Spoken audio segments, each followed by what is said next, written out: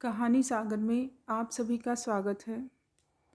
आज हम सुनेंगे वैद्यनाथ ज्योतिर्लिंग की कथा।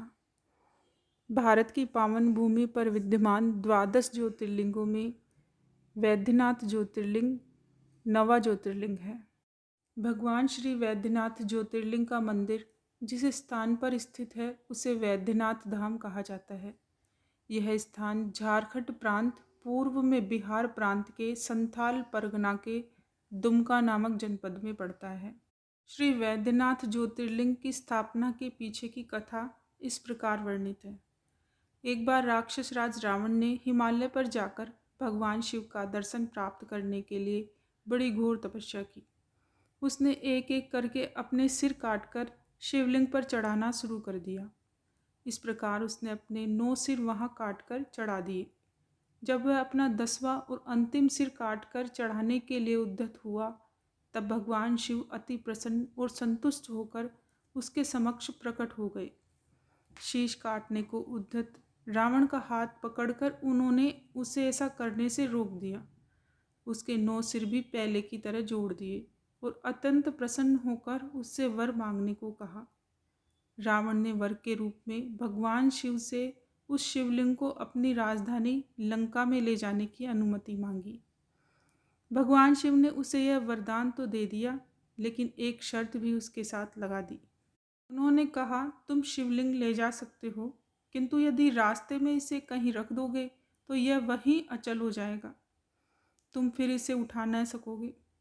रावण इस बात को स्वीकार कर उस शिवलिंग को उठाकर लंका के लिए चल पड़ा। चलते चलते एक जगह मार्ग में उसे लघुशंका करने की आवश्यकता महसूस हुई। वह उस शिवलिंग को एक अहीर के हाथ में थमाकर लघुशंका की निवृत्ति के लिए चल पड़ा। उस अहीर को शिवलिंग का भार बहुत अधिक लगा और वह उसे संभाल न सका। विवश होकर उसने शिवलिंग को वहीं भूमि पर रख दिया।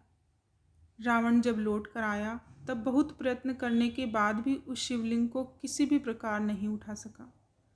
अंत में थककर उस पवित्र शिवलिंग पर अपने अंगूठे का निशान बनाकर उसे वहीं छोड़कर लंका को लौट आया। तत्पश्चात ब्रह्मा, विष्णु आदि देवताओं ने वहां आकर उस शिवलिंग का पूजन किया। इस प्रकार वहां उसकी प्रतिष्ठा कर वे लोग अपने अपने धाम को लौट गए। यही ज्योतिर्लिंग श्री वैद्यनाथ के नाम से जाना जाता है। यह श्री वैद्यनाथ ज्योतिर्लिंग अनंत फलों को देने वाला है। यह 11 अंगुल ऊंचा है। इसके ऊपर अंगूठे के आकार का गड्ढा है।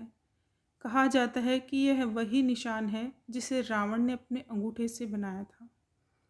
यहाँ दूर दूर से तीर्थों का जल लाकर चढ़ाने का विधान है। रोग मुक्ति के लिए भी इस ज्योतिर्लिंग की महिमा बहुत प्रसिद्ध है। पुराणों में बताया गया है कि जो मनुष्य इस ज्योतिर्लिंग का दर्शन करता है उसे अपने समस्त पापों से छुटकारा मिल जाता है।